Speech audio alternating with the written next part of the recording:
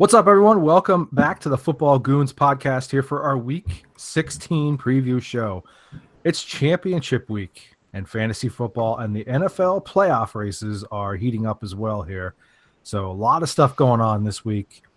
We've got a ton to discuss, and we don't want to waste too much time out of the gates, but I do think it's important to kind of touch base on this because we like to keep you guys up to date on what's going on with us fantasy-wise. So just give us kind of a quick snapshot here. How many teams do you still have in play for a championship next week? Or maybe you're playing week 17 as well. Or, obviously we're doing this as Monday Night Football is broadcasting. So you could have things hanging in the balance here. But give us kind of a snapshot. Yeah, that's actually a great transition for me because I've got a lot in the balance right now. I was in 4 semifinals. The one that is definitely in the books, I have beaten Deal in our league of record that we're all in. He was the number 1 seed. He is now one of the 2 teams in the 3rd place game. So that's nice. That's nice. I handled that one. My other 3 semis are still in the balance. One, my team is done, and I need 65 points worth of stat corrections, and that'll get me a nice berth in the championship there. So that one seems unlikely. Another, I need Cam Newton and Alvin Kamara to combine for about 80 points. That also seems pretty unlikely. And believe it or not, the most realistic, I need about 32 out of Christian McCaffrey. So I'm looking likely to only arrive in 1 championship game this year, which is disappointing for me, but I'm happy it's in the league that it's in if I had to choose.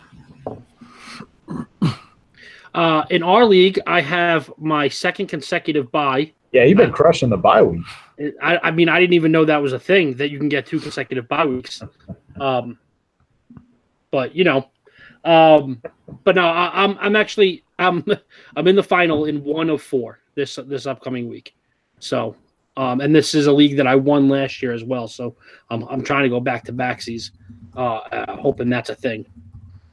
I play in 3. I play in 3 leagues, and as Miles had already stated, thanks for that. Thanks for bringing that up. Now, that one's especially annoying because I had a good team, and last week in my bye, I scored 211 points. I wasted those in my bye week, and then scored 106 this week. So close. It was almost the same. And then in the other 2 leagues, I already won. I'm going to the championship in those 2 leagues. Yeah, I just play in the 2 leagues this year, so obviously in our main league, I clinched 5th place this week, but that's not that exciting. But it was against a team that I've now beaten twice this year, who previously I'd never beat. So it was just kind of like I jokingly had kept throwing out that I was cursed against them. So it's kind of nice to have done that twice now. And then in my other big league that I'm in, as long as Curtis Samuel doesn't score 15 points tonight, after he just had like a 30-yard catch as we're talking, I will be advancing to the championship. So let's hope all together here with the show as we go along that Curtis Samuel catches a cold or something. I don't know. Yeah, we're all in your corner there because that's the one with the most cash on the line. So tied with my 65-point stat correction. So yeah, you got a better shot than I do.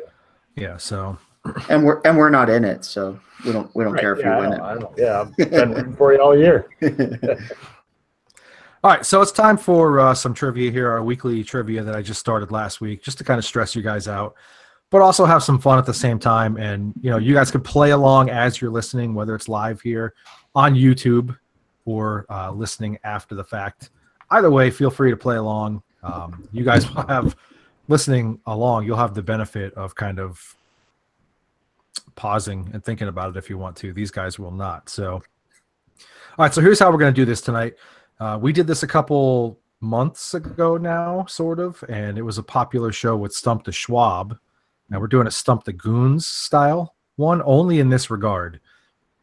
I'm going to give you a trivia question in 3 different rounds with 12 choices, and we're going to go around the room, and you're going to name an answer until you either can't name one anymore or we've exhausted all the choices. So if you get one wrong, you're going to be out for that round. So somebody could keep going and get a ton right. I'm going to be fairly lenient with the clock, but I am going to have to cut you off if you don't have an answer. So How many rounds are we going?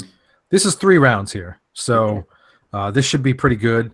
What we're doing here is fantasy football related now. Obviously, heading into tonight, this will be. I'm going to encourage no cheating, obviously. So we're going to do the first round is the top 12 scoring quarterbacks so far in 2018. So we're going to go kind of round robin here. You name one off. If you get one right, you keep going. Or not necessarily, you'll still be alive.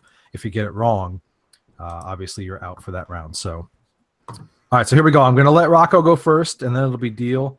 Why Then is it Miles. always Rocco first here? Just You're 'cause it's the showing way- favoritism. Just because of the way that it shows in mine, but then we'll alternate each round. So, all right. I think you were okay going third in the quarterbacks one. It's going to get a little tougher. So. I do have a question, a little bit nitpicky, and I'm honestly not sure how much it would matter. Are you talking standard 4-point passing touchdown or 6? This is based on ESPN's rankings, and they do a That's 4. PPR. No, they Right. switched to Right, but it's 4-point passing touchdowns. on yeah. it. So for you're right. For running backs and wide receivers, it's going to be your half PPR approach. Quarterbacks is going to be 4 points for touchdowns. Okay. All right. So here we go. Rocco, you're going to start us off. I need one of the top 12 scoring quarterbacks so far, 2018. Matt Ryan. Matt Ryan is correct. Deal? Patrick Mahomes. Mahomes is correct. I'm going to hit you with Drew Brees. Drew Brees is correct. So far, so good all around. Rock. Ben Roethlisberger. Ben Roethlisberger is correct. Deal? Andy. Andrew Luck Yeah. is correct. Miles. He meant Andy Dalton. He's out. He said that name. That was his name. I'm going to go with Phillip Rivers. Rivers is correct. Back to Rocco.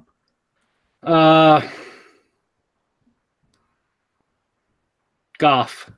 Jared Goff is correct. Deal? Cam Newton. Cam Newton's correct. Miles. Let's go Getting with closer. Russell Wilson. Russell Wilson is correct. Okay, Rocco, back to you. We've got 3 left. I think I have 2 of them. I don't know the third. Deshaun Watson. Watson is correct. Deal? Aaron Rodgers. Aaron Rodgers is correct. And Miles? I'm going to go with Kirk Cousins. It is not Kirk Ooh. Cousins. So here's what I'm going to do since there's only one left here. I'm going to give whoever can yell it out and get it first, but you're only going to get one shot. Tom Brady. Tom Brady is correct. I was going to say Mitchell Trubisky, so Deal would have won it anyway. Really? Over Kirk? I'm surprised by that. Yeah, Tom Brady. Maybe it's because I'm fresh off of FanDuel Tom Brady giving me about 14 points yesterday. Yeah. That did hurt. He probably what number is he now? Is he 12? Brady is 12, yep. So it probably was like 6 before yesterday. All right, so here's how this is going to work, just so you know.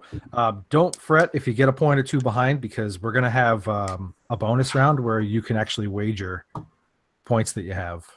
So, I like it. Yikes. all right, second round here. Top 12 running backs so far for 2018. Keep in mind, this is with a half PPR. All right, Deal, you're going to go first. Todd Gurley. Todd Gurley is correct. Miles? Saquon. Saquon is correct. Rock? My favorite, Christian McCaffrey. McCaffrey is correct. Who, You guys who, hit by the way, top just 3. threw a touchdown pass. Yeah, you guys hit the top 3 right in order. Deal? Is it me? Kamara. Alvin Kamara, number 4. Zeke Elliott. Let's do them in order. That's more Number fun. 5. This has been perfect Ooh. so far. Rocco's No going pressure, to Rock. right here. He's going to mess up. James Conner. James Conner is correct. Is it number 6? Number 6. Yes. Deal. I think I know them all, but I want to get them in order now. I'm going to say Melvin. Melvin Gordon is correct and in order. Yes. Oh, now it's pressure's on me. I'm narrowed to 2, I think. I'm gonna go with Joe Mixon. Joe Mixon is not a top 12 back. He's right not a now. top 12 running back? Wow. Stop it. He's not. I promise you. Oh, I feel Is this half PPR? I forget. Yes. Okay, so then I know this because I owned a ton of him. James White. James White is correct. And that is number 8. Philip Lindsay. Philip Lindsay is correct. You did get out of order finally, though. Rock.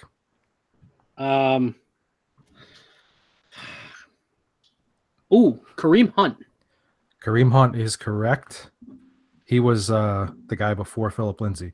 So we've got number 11 and 12 left here. Deal. David Johnson. David Johnson is correct. There's no way David Johnson has more points than Joe Mixon. I'm under formal protest. He's number 12 according to the research that I looked at. And Research that I looked at. Formal protest. Write it down. Formal protest. Okay, Rock, last shot here, number 11.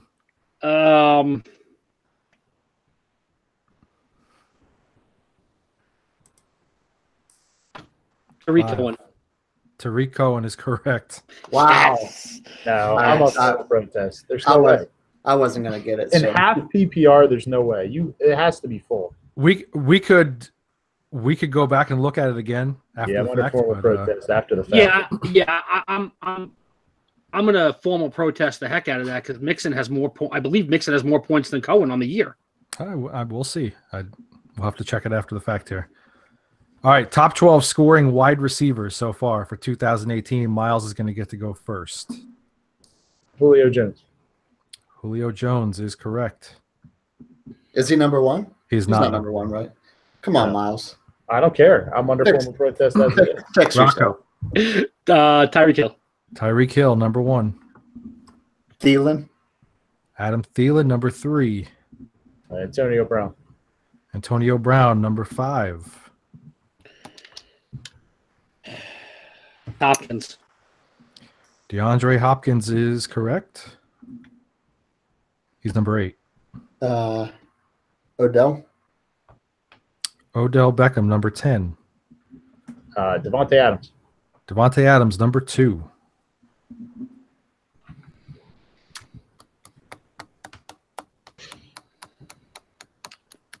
Juju.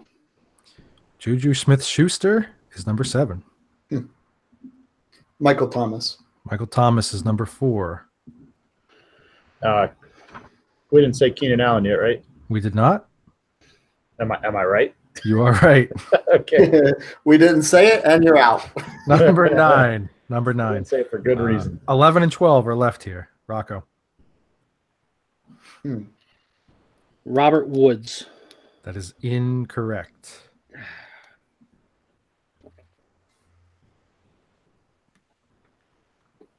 Is it me? Yep. Mike Evans. Yep. Number Nice. 11. I'm going to roll with Stephon Diggs. Correct. Number Wow. 12. I wouldn't have gotten that one either. I was going to say Boyd. I've been watching Diggs as a Thielen owner the last few weeks. Yeah, that's true. Yeah, Disappointed. yeah. And this is in what half PPR setting? No one knows. It's whatever Joe Mixon's points don't count in. It's whatever ESPN's standard scoring is now, apparently. So I was under the impression that that is a half PPR. Could be wrong. I don't play a lot of ESPN, so it is right to formal protest this, I guess. So, all right, here's the championship question here. So just for a recap here, we've got Miles with 10, Rocco with 12, Deal with 14. I'm going to make you pre-bid how many points you want to risk. It is a fantasy themed question. Oh, I'm going all 10. Go big Okay. or go home. I got nothing to lose. I'm gonna go all 12. Deal's doing math. He's going to do 11. Yes. You going with 11? Yep. Hashtag math. All right, here's the question. How many players at the running back and wide receiver positions have double-digit touchdowns this season? I'll read it one more time. How many players at the running back and wide receiver position, so at both positions combined, have double-digit touchdowns this season? All right, Miles, you are in last, so you're going to have to give me your answer first. I'm not going to say who's right or wrong. It's the closest without going over. Okay, that's what I was going to say. Closest without going over. I'm going to go with 8. Okay, Rocco, your guess. Knowing Rocco, he's currently sitting there trying to write them all down in his head. Knowing Rocco, he didn't own any of these players on his fantasy team. Need an answer. Yeah, man, there's a half-hour time limit. I'm going to go with 12. Okay, deal. I'm going to hedge my bets, and I'm going to say 13. Actually, hold on. No, locked it in. Why? Why? That wasn't a rule. All right. I'm going to hedge my bets, and I'm going to say 12. I think you're both over. The correct answer is 14. Oh, man. There are 14 players right now with double-digit touchdowns at the running back, wide receiver positions combined. So, of course, that is prior to kickoff of tonight's game. So, keep that in mind. So, Deal's going to win this one with 25 total points. Rocco at 24, since they tied, and then Miles hits the 0 for being willing to go all in. I scored as many points as my daughter. I won 2 weeks in a row. I'm retiring. That's it for me. You That's can't it. do that. That's not it. how this works. Retire. All right, listen. Let's have some fun talking football here in a second. But first, let's talk about our friends at Gorb. All right, that's GHORBH, and it stands for Get Hungry or Be Hungry.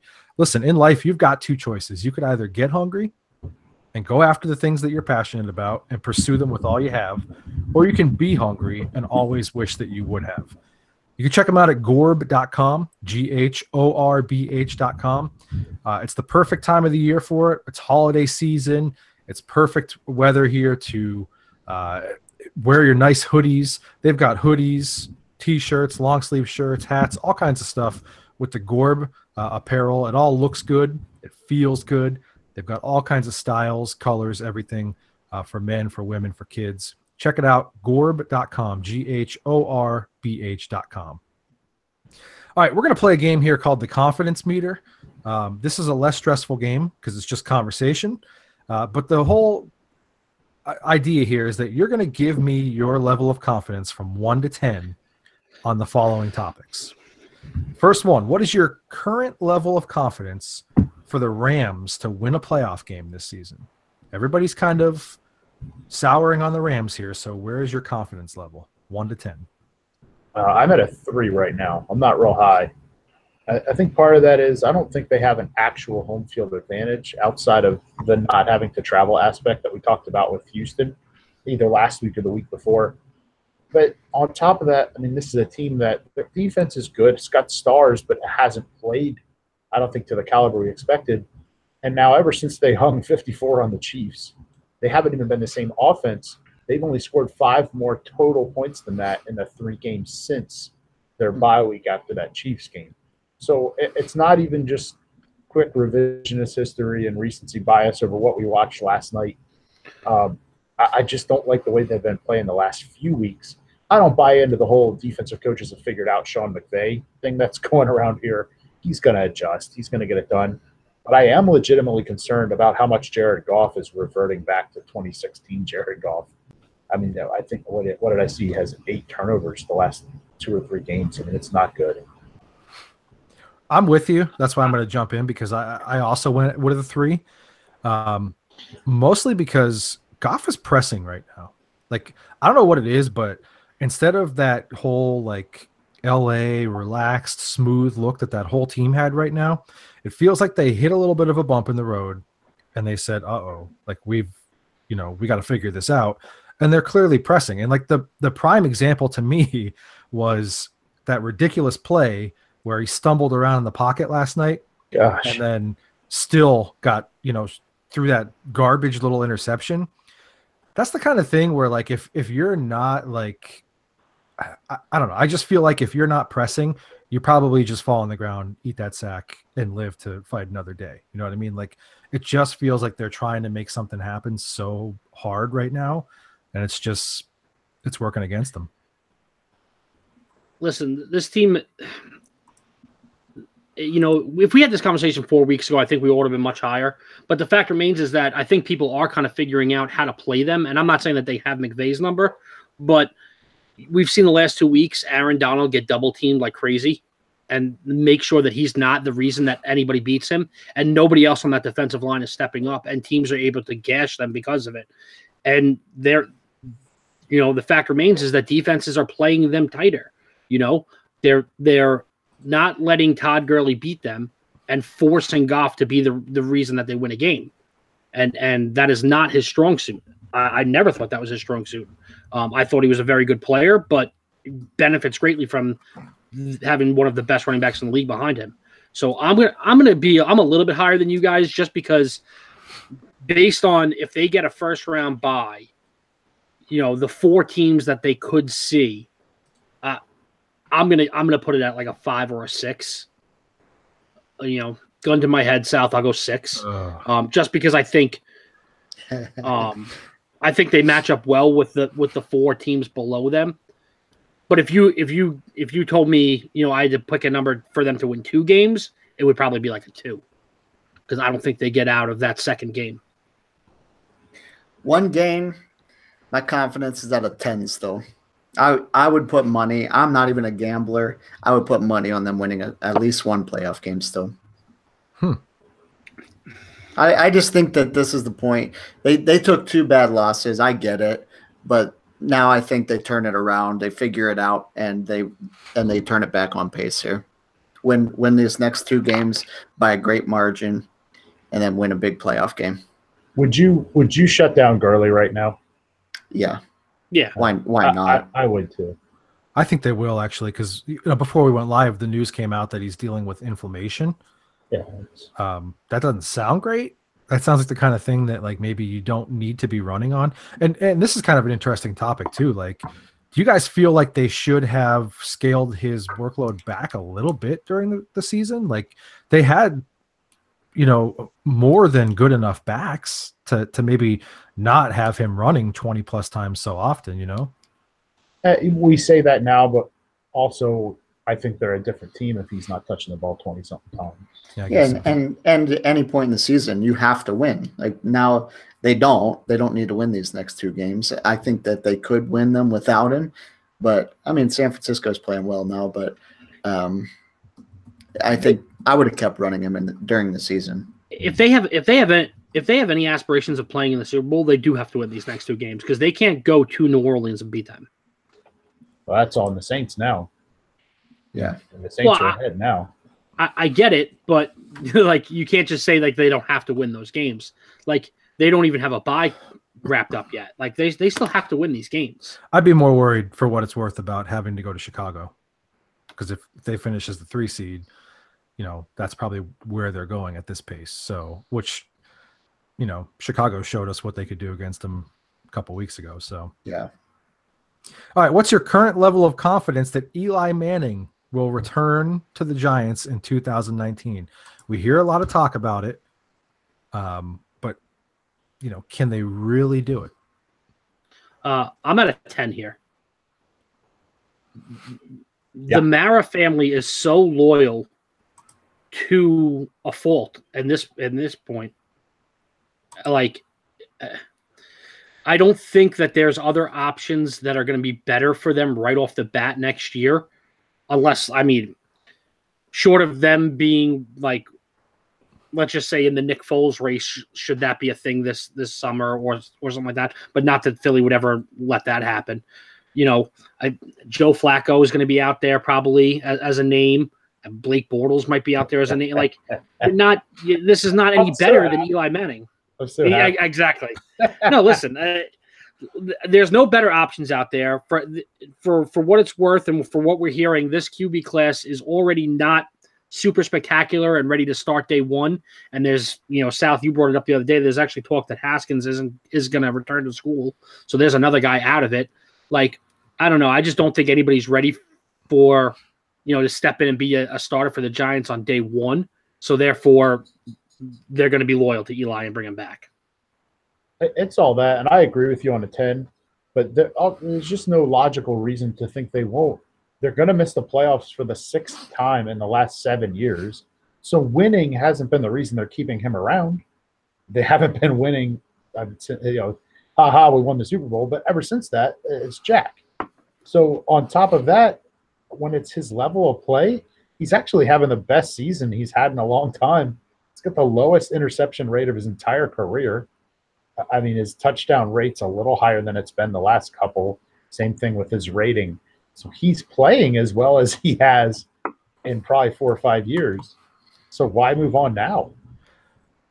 I guess that's kind of where I'm at, though. Like, you're saying how, like, they haven't been winning for the last couple of years, and, like, he's playing well for him.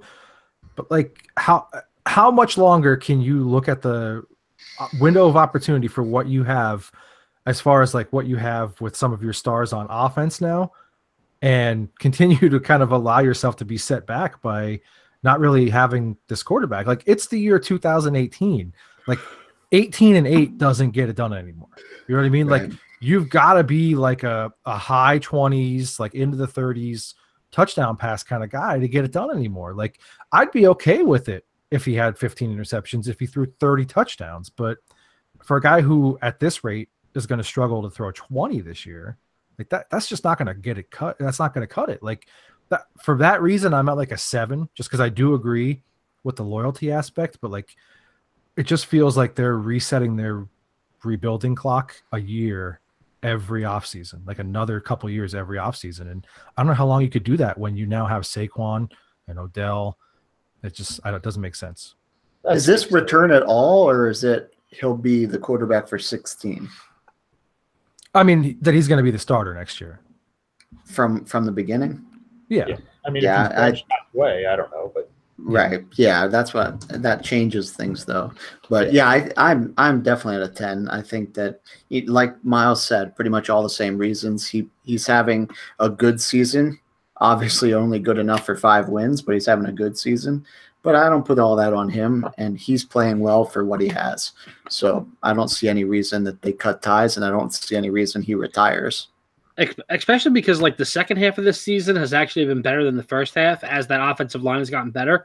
And if they go out and they add another offensive line piece, like, they're going to think that, like, hey, if we protect Eli, he can be a 25-10 guy, and that'll be good enough for us because Saquon's going to be a 5,000 guy. So, Hey, go ahead and lock him in now. Merry Christmas to us. I mean, I'm okay with it. So.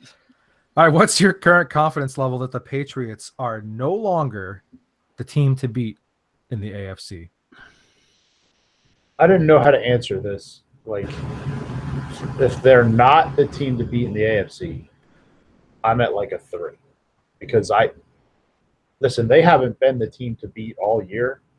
The AFC West, I still like both of those teams more. The way the 2 teams are playing now, I like the Texans and Colts more than them as well.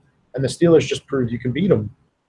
But how long has it been since we were like, yeah, the Pats are the class of the AFC? It's been years, and they still But go to the that's Super Bowl. That's the point of the question, though. It's so hard to say. That's I still think they're my AFC favorite. Even though I like 4.5 teams more than them right now, I want to see someone beat them. So let's put it this way, and you can give me a new number. What's your level of confidence that they're still going to be the best team in the AFC for the playoffs?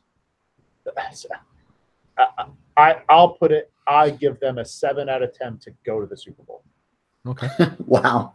And listen, It's just. I'm not shocked. No, it's not because I think they're the best team in the AFC. Like you just said, I think they're 5. They just do it. They just do it. Foxborough is critical. The thing that has me shaky is they're in danger. This is shocking. they're in danger of missing a bye for the first time since 2009.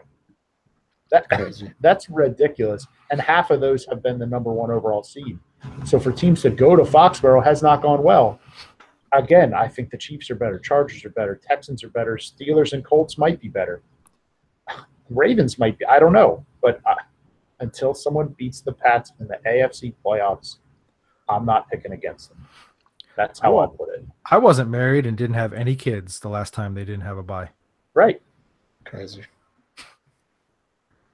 I'm going to go – I kind of answered this question in the reverse of Miles. So I'm going to go with a 7 that they're not the favorite, but I'm not putting money against them in any game in the playoffs. Like I don't think – You're not 7 confident, are you? No, I'm 7 confident that, but by saying that, like, they're not the runaway favorite. You know what I mean? I'm 10 confident that they're not the best team.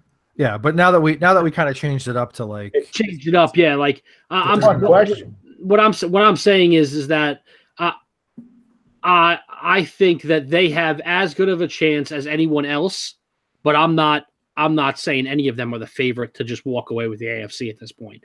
Well, it's just matchup based. Like they can score with the Chiefs. They've already proved that because the Chiefs defense is not great. But when they face a good defense, I mean, it's not like the Steelers, put up a 40 burger on them. It's 17-10.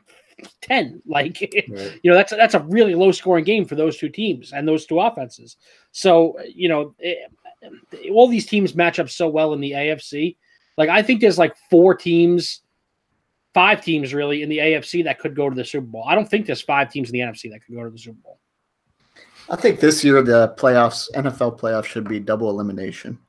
So let's stretch this thing out, make it some more fun. Right now, my confidence that they're the team to beat is like a 5 because you never know. You just never know what you're going to get in January and February with Tom Brady, with the Patriots, with Bill Belichick, with Foxborough, the whole bit. You don't know. You have no idea. But, I mean, you don't know this season, but in past, we pretty much know. They got like a better than 50% chance to go to the Super Bowl. So I can't pick against them, even though they're struggling right now. I'm a 9 that they're still going to go to the Super Bowl, basically. I think the Texans lose this week. And I think the Patriots win, and the Patriots are back in the driver's seat for a bye, which is a huge thing. Like, I don't want to go there and have to play them. It's a little bit different. After we just played a playoff game, too. Yeah. Like we just saw, basically, you're giving Bill Belichick and Tom Brady 2 weeks to get ready for whoever they're going to get in their house. Like, they're going to get themselves healthy and all that. So, look, it's mostly based on the fact that I do think they're still going to have a first-round bye. So that's why I'm at a 9. My biggest fear is honestly the mental mistakes Tom has made the last 2 weeks. Yeah. And that's very uncharacteristic. Yeah. But to Deal's point, like where he said like he's a 5, like, he can come out and be razor sharp the rest of the way, and we wouldn't be surprised at all. So not even a little bit. It's just so hard to peg it. South, I have a serious question for you just to go along with that, because you said you still like them to get a bye. They beat the Chiefs, but that was in Foxborough. You don't think that if they don't get the 1 seed and they have to go to Kansas City in a conference championship game, that doesn't make a difference? It makes a huge difference, but still, it's one game with the greatest head coach of all time, the greatest quarterback of all time. And look, we know Andy Reid's history with the playoffs. Like, yes, this is a much different team, but like he's been outcoached a lot. He has. I mean, it's just the truth of it. Like, no, I would love like anything to see him get one if the Eagles don't. But like, again, who do you trust in one game, regardless of where it's at, as far as that combo goes? Like, I still have to go with Patriots as my pick. I guess my whole thing with that is the Chiefs are notorious, and Andy Reid are notorious with the Chiefs for not being able to get out. But if that game is in Kansas City, it means Kansas City's already won a game and gotten over that metaphorical hump. Yeah. All right, current confidence level in the Cowboys to win a playoff game. I mean, the world was on fire for the Cowboys After 2 yesterday, weeks ago, and after yesterday, a brutal matchup for them, quite honestly. When you really look at it, what's your confidence level? I'm gonna give him a Blutarski, a 0.0. Wow. Nah, I'm kidding. I'm gonna give him like a 3. I just think that that's a nightmare scenario where they're gonna win their division, not get a bye. So they're probably gonna be, we'll say, the 4 seed. Give me the 4. Meaning they have to play the 5, which is likely to be either Seattle or Minnesota. Neither of which do I think they match up well with. But like we're gonna scoff about their game yesterday. They're playing a red hot Colts team on the road. Seattle just lost to the Niners. They just lost to Nick Mullins. Yeah. I Okay. mean, I'm not scoffing as much as I am saying like you couldn't even. I know red hot Colts team on the road. You couldn't score a point. You didn't lose. You didn't lose 23-17 in a really close game that you played well. You couldn't score a point. Let me throw this in there just for fun. Like, you guys remember, and I'm going to apologize because I don't remember his name, so somebody could bail me out here. But like, you guys remember the embarrassment when Josh McDaniels didn't come and they had already hired that guy from Dallas, and then we're like, all right, well, like we'll still keep you. You know what I mean? Like, what level did that play that a guy who was on that Dallas defensive staff last year was in their back pocket on their side now, basically? Probably knew like what they could do against them. You know what I mean? Like, again, I'm not discounting that the Colts have been red hot either. So that the combination of both, I just think it was a terrible situation for them. I'm still like an 8 because you're going to get a home game. Seattle is so inconsistent. Minnesota is so inconsistent. If it's Philly, you've already beaten them twice. Like, yeah, they were, it wasn't like decisive by any means, but Not with Nick Foles. it's still like an 8 because I'm not going to downplay that defense at home still really, really tough. So it's still like an 8 for me. And my biggest worry with Dallas is the game gets away from them, like the Colts did a little bit. If Dallas can play their game, it's 10 for me. I think they beat anybody they could play in the first round pretty handily. And when I say their game, I mean ball control the crap out of people, man. Give the ball to Zeke 26 times. Where are you down? Where are you down? Pick your spots with Prescott and play great defense. If they can do that, jump on a team 7-0, 10-0, 10-3, that's a Cowboys win for me. Now, if the opposition does what the Colts did and go down and take a nice lead on you, and go ahead and ball control the crap out of yourself, because you're the one that needs to score, not us. We already did it. So it's a game plan thing for me. I think they do match up well against any of their possible playoff opponents. So I really like the Cowboys to win week 1. Now, you got to go to New Orleans or LA. I don't think that's a game they win. Right. Yeah, I think they definitely don't win those 2, but I'm still about a 3 or 4. Like Rocco said, I don't see them beating Russell Wilson. I know they just lost to the Niners. I just think Russell Wilson just outplays them enough to beat them in a playoff game, and I don't think there's any way they beat the Vikings. If it's a sure thing for the Vikings, I say a 0. All right, last one here. Current confidence level in the Titans to continue using Derrick Henry in a feature back role. For the next 3 weeks or going forward like forever? Just going forward, yeah. No, 0. Come on. No, for the rest of this season, absolutely. I think that they're going to ride the hot hand. But like, I'm not going to sit here and pre-rank Derrick Henry high next year based on half of a season this year when they could turn to anybody because that's just what they do sometimes. It's David Johnson 2.0. Not saying they're the same player. I mean, your argument right there. Yeah, you have a team. You have a team that finally is figuring out a brand new offense and an offensive coordinator that's figuring out how it churns best. I am a 10. I will have Derrick Henry high next year. Not 4 or 5 like he's been playing. But if he's my RB2, I'm okay. I'm pretty good. If he's my flex, I'm crying because that's beautiful.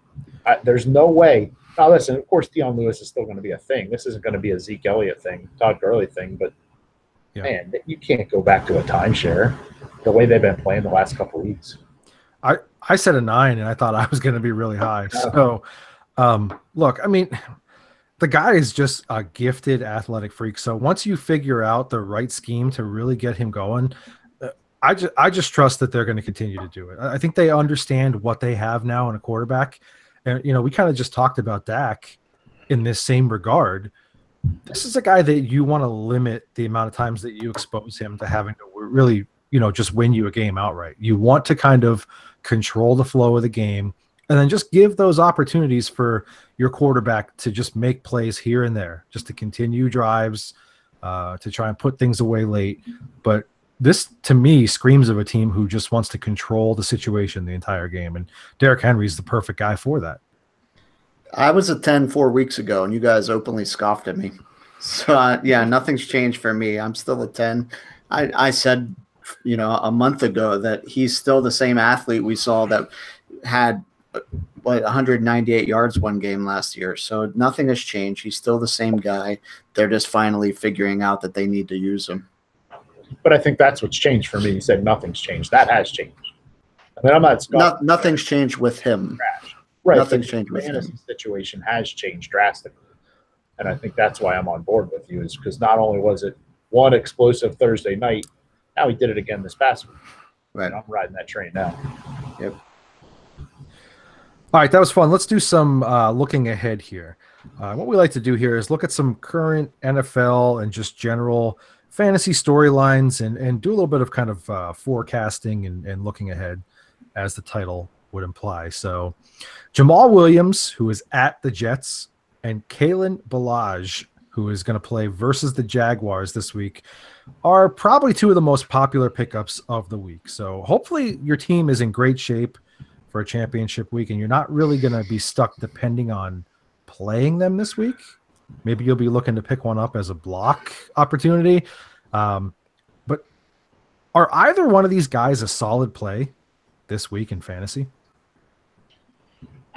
In a daily setting, maybe. I mean, listen, if you're about to play in your championship week, or even if you're in a terrible league where the commissioner doesn't know what he's doing and you're going to play in a semifinal because your final is week 17, I'm sorry for you, but chances are you weren't riding Kenyon Drake or maybe Aaron Jones, because that was one of those sneaky pickups that probably helped you along the way this season.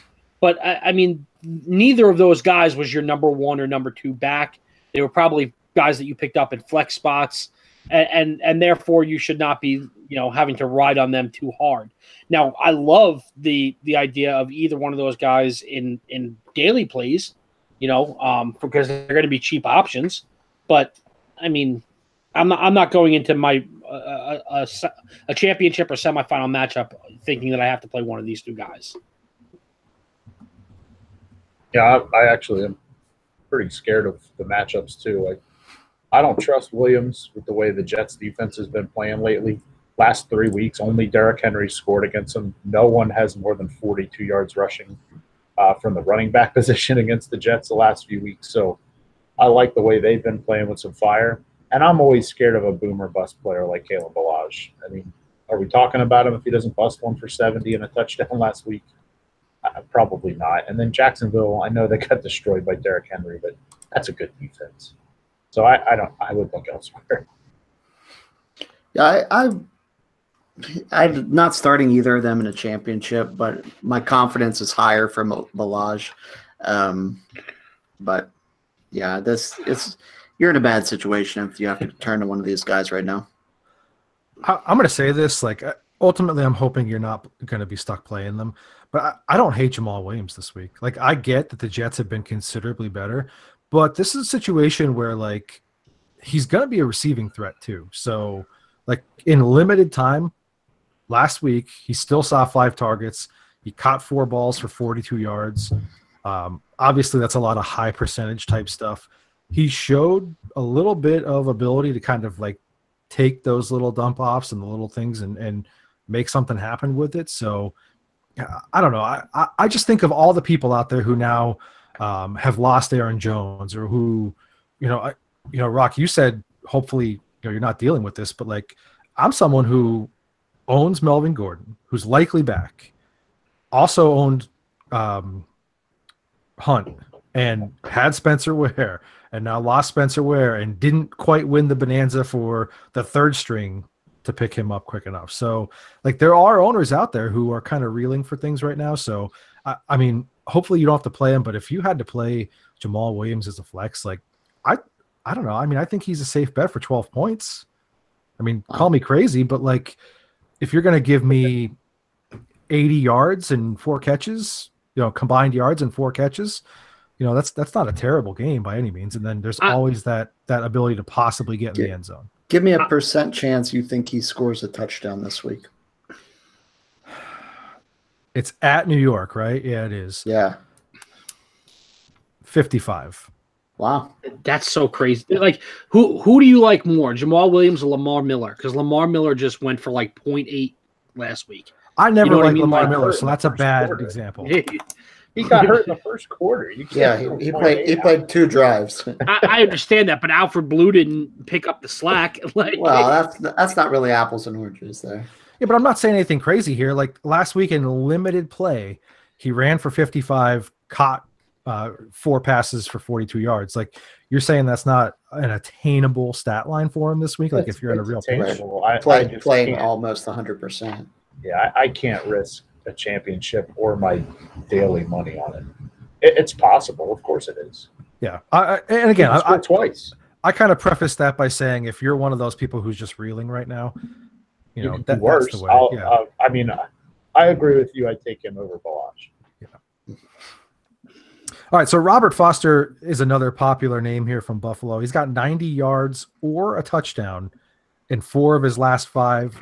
Seems to kind of be Josh Allen's kind of go-to guy right now. Is he a legit streaming option or daily option for Week 16 at the Patriots? Yeah, I think definitely. I mean, Josh Allen loves him. They're gonna have to keep up with the Pats if they want to try to win this game. Now, I don't think that anybody thinks dropping Josh Allen back 45 times is the answer here, but no. Allen loves the guy. He's getting targeted, and it's at this point, this is becoming consistency. These numbers. This is not one huge week where you're going to chase points by starting him. He's been involved, like you said, 4 of his last 5 for 90 or a touchdown. I'm okay with that. I'm not talking about 1 of his last 5 where he went for 160 and 2, and you're praying he gets 2 catches. Like he's gonna catch the ball 4 times, and one of them's probably going to be downfield. So. Of course, you have to hope he scores. That's not sustainable all the time, but I think the 90 yards is a pretty solid number for him against the Pats. I think that's a good expectation. Yep. I picked him up in the league that I'm actually in the championship, but I'm starting Keenan Allen as my wide receiver 1, and who knows if he's going to play or not. I picked him up, and I feel confident to start him if I need to. Even if Keenan is questionable, I'll probably start Foster. I'm just a little concerned because outside of 1 week of the last 6 or 5, the volume isn't there. So it's really big play dependent. I mean, against the Jets in week 10, 3 for 105. One of them was a 75-yarder. Like Josh Allen doesn't hit that throw or is pressured or, whatever, the volume just isn't there. So he's extremely big play dependent. But he has a 46% chance to make that throw, though. We're hitting that big play is kind of my point. It didn't happen once. It didn't happen twice. It's a consistent thing. Yep. They're scheming up. You're so scared of Josh Allen running like crazy on you that you have to play man-to-man with a spy. So, or even if you're on his zone, I like his arm strength enough to fit one in on cover 2. There's just a lot of ways that big play can happen. I mean, how many times have we just fallen asleep on guys like Ted Ginn lately? And obviously not this year. I'm not trying to Stephen A. Smith this thing. But last year it was like, we can't do this every week. It was Robbie Anderson last year. Well, he's not going to score every week. Yeah, he did 6 times in a row. Adam Humphries this year. Yeah, at some point, I mean, this is a trend. And as a fantasy player, you cannot ignore trends. Yep. 90 or a touchdown in 4 of his last 5 says you're hitting on that 80% of the time. So, I mean, I feel like that's pretty safe. I get what you're saying, but I feel like it's a safe bet at this point. 80% of the time, it works 100% of the time. Love it. Wayne Gretzky. How do you think the Browns are going to approach this head coach opening, given the success here of Greg Williams? Should he be given a chance here to remove that interim tag, or do you think that, this is just kind of like, hey, thanks for what you did here, but we're going to continue the search kind of situation? Because we all know there's probably like at least a half a dozen teams who will hire him right now as head coach without even sending his resume. Yeah, he has 33 head coach offers out right now. Yeah. I believe it. Listen, I hate Greg Williams. I think he's a horrible human being, but he should absolutely get this chance. It's been 2 decades of the Browns wishing to even be irrelevant, let alone terrible. And they're not only relevant, they're making a playoff push. It's probably going to fall short because they just dug too deep of a hole, but the team as a whole is feeding off of the attitude that Williams and Baker Mayfield bring to them. I think Baker Mayfield's the same guy regardless of his coach. So maybe Williams isn't making the biggest difference as I think he is. Maybe Mayfield's just growing into that role and they're starting to succeed. I don't know. If it were me, I might offer him a 1-year prove it. And, Greg Williams can decide to take that or one of his other 32 offers. I don't know. But I would certainly give him the opportunity to get this job. He'll have an opportunity. I don't think that he's not going to get an interview from the Browns. But listen, John Dorsey, I think the writing was on the wall that he wanted to bring in one of his guys to begin with. So if nobody wows him, I guess they could always have Williams as a fallback guy. But if they can get Baker, an offensive-minded coach who can help develop him and really turn this team around and towards their future, I don't think Dorsey is going to pass that up just because of a 7-week chemistry with Greg Williams. I don't. I think he's going to be really smart about this. I think he's going to approach this the way he really wanted to from the beginning.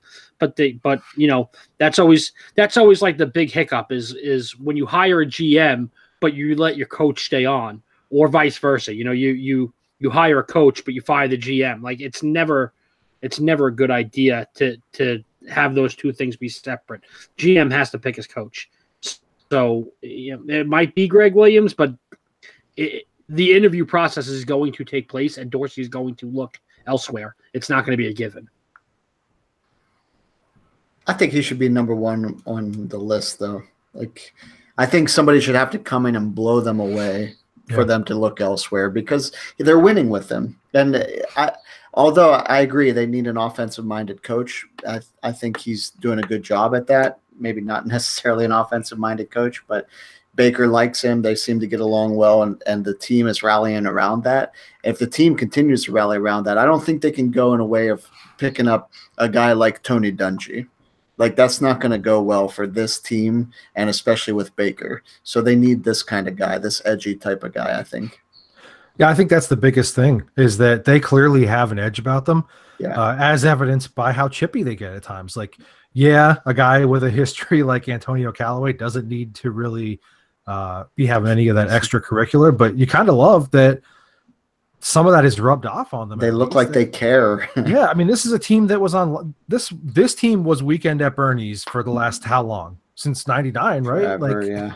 You can't ignore the fact that you're finally stringing together some winning and some high quality football.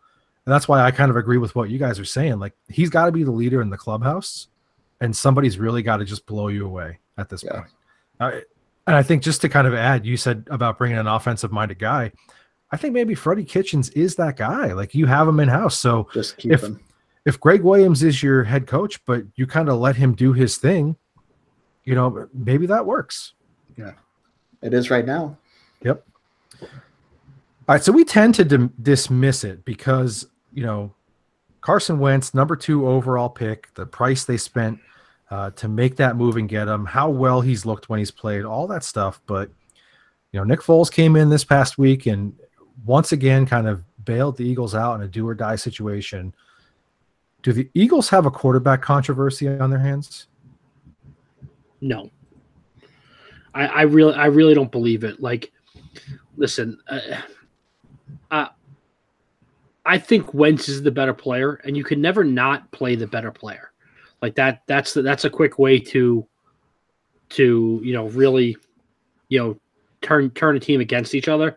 I think that the problem is that the defense definitely played at another level this past week, and if they had been playing like that all year long, then we wouldn't be talking about this. If they had shut down Marcus Mariota, 7 weeks ago, and not given up a 17-point lead to the Panthers, in week 7, like, we wouldn't even be talking about these things right now. But that's all well and good, but like, it happened. You can't go back in history 7 weeks ago and change what happened. So you're kind of dismissing the fact that it happened. Like, there's clearly something to it when it's a big time situation here and Foles is on the field for them. So like, I'm not completely disagreeing with you. I'm just saying, you're saying you have to play the best player, but what if the best player for your current team is somehow Foles? That doesn't make any sense. Like, how is the worst player better for the team? They're winning. They win with them. Yeah. Okay, they're not, for argument's sake, they're not losing with Carson Wentz, especially when you consider the injury bug that has been on this team all year. Like, what if the defense is just hitting their stride now because it's not the first game with, the same set of corners for 2 consecutive games? Maybe that's it. I mean, like there's just so many variables here that, like, yes, it looks like, oh, well, they're playing harder for Nick Foles. Well, maybe, but more than likely, it's probably just like they're finally starting to get some chemistry together now that they've gotten to play together more than just 30 seconds in a game, because they can't keep the same 11 guys on defense or the same 5 guys on the offensive line.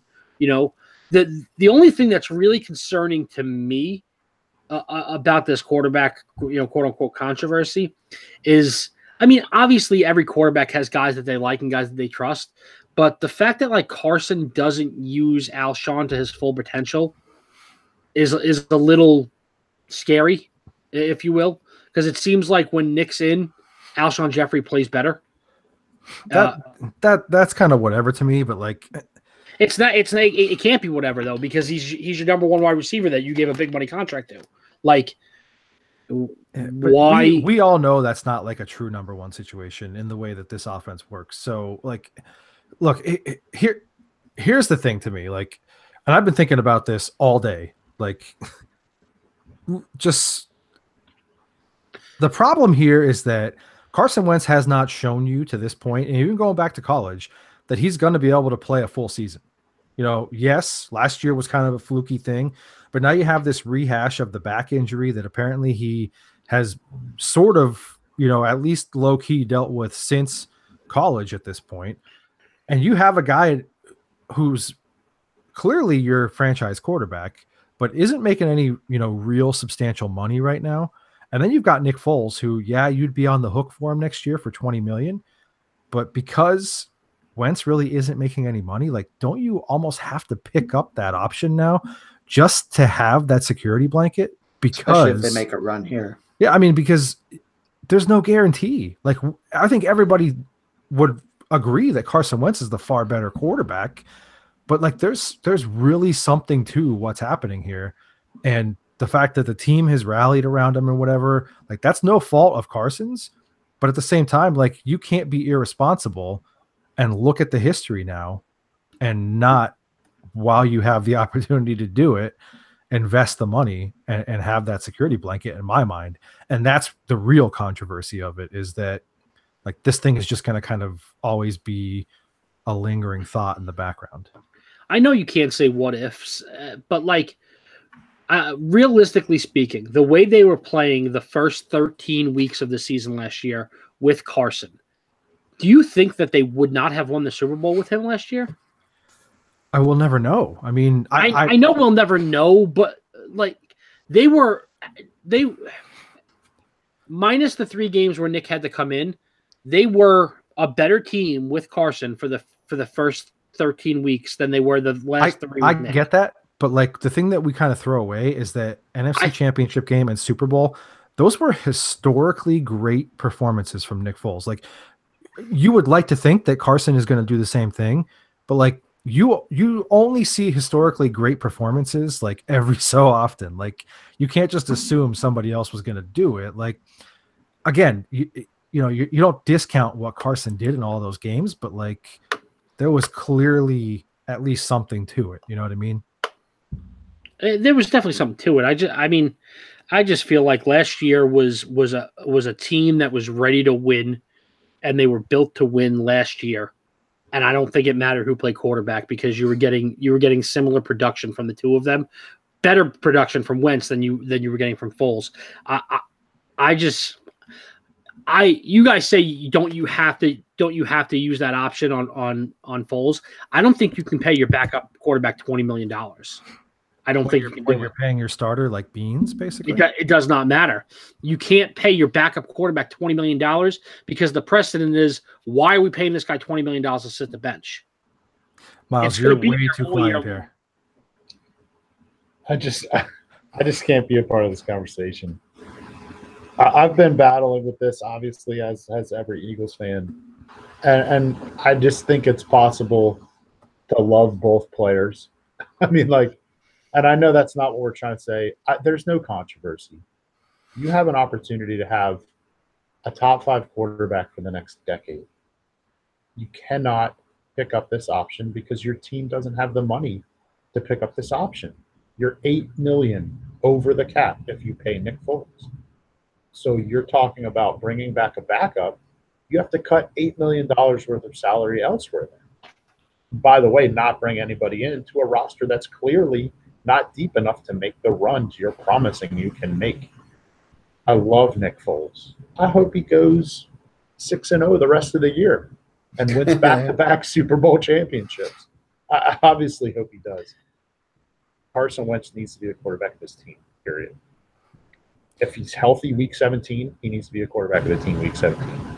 If Nick goes 3-0 and gets him to the wild card, he needs to quarterback the wild card game, meaning Carson Wentz, if his back is healthy. This is a guy who is 21-7 touchdown to interception and is playing on 80% at best health. I mean, the rest of the team needs to figure out this whole Nick gives us a spark. Shut up and play. You're a professional.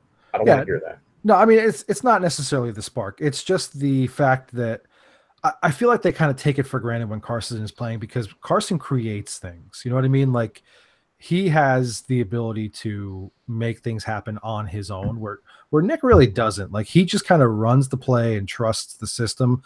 And I feel like the team tries to accommodate that. Basically, they know that they have to play up a level because they don't have Carson to do that for them, basically. You know what I mean? So, but you're right. They do need to have that same mentality when Carson plays. And for what it's worth, I agree with you completely. Carson has to be the quarterback. Like, this is just like a devil's advocate, like, let's have a good conversation thing. But the reality of it is that we were ready to really write off Matthew Stafford pretty early on because he was injury prone, right? Like there's the game in like 7 years. Yeah. I mean, he's played like 2 billion games straight. So, I mean, let's not rush to judgment here. You still have an elite talent. So, and on top of this, all my last word on it is, this is only a conversation because the Eagles beat the Rams last night. I mean, if they win or if they lose, obviously we don't talk about this, but let's not pretend Foles didn't go no touchdowns, 1 interception. Like, he didn't beat the Rams. He played well. I'm not gonna apologize for his performance, but just because they ran the ball in the end zone, but the defense won that game. Yeah, it's a team effort. I mean, so again, all due respect, I'm not going to pretend that he's the reason they beat the Rams. And I'm going to give a really unpopular opinion here amongst probably Philly fans, but like, if the defense has that mindset where like we need to step up because of the difference at quarterback, then you have a problem with your coaching system and from Doug on down. Because like, if you have a top 5 quarterback you should be balling out every single week, being like, we should go 16-0. Not taking a back seat. And again, I think injuries play pretty heavily into this. I've been an advocate that the Eagles have just far too many injuries to sustain the same type of team that they had last year. But realistically speaking, there are many different reasons that the Eagles have underperformed to this point. But if you have a defense that says we need to make plays because it nicks in, well, why can't you make plays because Carson's in? Yeah, it doesn't make sense. And for time, like we're not going to keep dragging on too long, but like let's be honest and call it what it really is. Like last week was their Super Bowl. You know what I mean? Like, so am I surprised that they got up for that game? Not that much when you look at it that way. Like your back's against the wall. That's your one game that's really left for you. That's your Super Bowl. So I mean, you had to show up and do that. So. All right, just real quickly here, just because we're running out of time here, I'm going to skip our conversation about Joe Flacco, probably to the delight of everybody. Praise him. If you could give one Christmas present to NFL fans, what would it be and why? Keeping in mind that Christmas is, just about a week away here, so it could be a rule change, kind of a player or team performance over the next couple of weeks here. What would that gift be? My gift would be to never hear the phrase points of emphasis again. Enough with the flags. I've had enough. It's been getting here for years. Every game I'm watching, whether I have a rooting interest or not, if there's a stop on third down, I am jaw on the floor shocked that the next play's a punt. I'm just illegal contact, holding, pass interference, late hit on the quarterback. I mean, how many hits have we seen? I know we got to protect these guys. And speaking as, we all have a guy we think is a franchise quarterback. I don't want mine getting beat up, but there are hits that are illegal literally everywhere else on the football field to every other player on the football field. And it's a 15-yard penalty, automatic first down. I've had enough with the flags. It's not a specific rule change. I want defensive players to be allowed to play. And I'm not South. I'm not Mr. Defense. I love fantasy football. I love big points. I'm not mad at all about how many quarterbacks going to throw for 35 touchdowns this year. I think it's awesome. But make them earn it. Don't just keep giving first down. Just enough flags. Enough. To go along with what you said, I just wish it was more consistent. Like, consistently don't call it. Well, not even consistently don't call it, but like we were complaining the other day because we were watching the Jets game in separate places, but at the same time and texting back and forth, and you got Sam getting smacked right in the face mask, and if that's like 10 quarterbacks in the league, that's a 15-yard penalty, and everybody's going nuts over it. But if it's a bottom 15 quarterback in the league, it's like, it was he kind of brushed up against it. Well, like either it is or it isn't. It's just not consistent. So. That's my big gripe with that. I still want to go to the college overtime rules. We've seen some overtimes this season and some ties. I really hate the tie. The tie is the worst. Like they should make them play all night. Play until you die. Those are the options. We don't tie around here. This isn't hockey. We don't want it to be hockey. So, but the college overtime, I really like it. They could back it up. Maybe start at the 35. I don't know, but just make them go till you score. If you turn the ball over, you turn it over. The other team tries. Just keep it going. No returning kicks. Just I want to see offense versus defense until it's over. Well, the craziest thing about that is, and I'm a huge advocate for that. I understand that you can't do it from the 25 because it's a chip shot for most NFL kickers, where it's not for college. Move it back to 35. I don't care if you move it back to the 45; it doesn't matter. Like, because if you get no yards, that's a difficult field goal to make. It's a 52-yard field goal at that point, or whatever it is. 62-yard field goal. But the biggest thing with that is you always talk about wanting to make the NFL a safer game. You're eliminating the biggest play, which is the kickoff, and removing that completely from it, and you're actually in a way you're removing punts You're removing, other plays where guys are running full speed and getting hit full contact, and you're eliminating the tie factor. So you're doing a whole bunch of things that are better for the game. So I'm with you. I've been saying that for years that they need to switch to the college way of doing things. Everybody that watches the NFL now, we just want to see the offense versus the defense and see who wins. Yeah, mine is real simple. Like, it'll never happen because of the money involved, but I'm getting rid of all commercial breaks. Look, never That is a great happened. Christmas gift. Look, if the red zone can pull it off for 8 hours a day, like, I get it. Like, they're a specialized channel, and like every now and then they give you that, like, reverse L-shaped border across the top for Amazon Prime or whatever. Like, why can't we do that during a technical commercial break? One of the coolest things that I've ever seen is, instead of going for actual commercial breaks, when they have those occasional live look-ins when you can kind of Side by see side. what's going on sidelines or whatever. Like, I don't need to hear the intercom conversation, but like, just to get kind of a feel for what's going on the sideline. If it's a replay, why can't we hear what New York is talking about with that referee on the field? I think, to me, that would be huge. Like, that would keep me more invested in games rather than just wanting to, sit and watch Red Zone or whatever.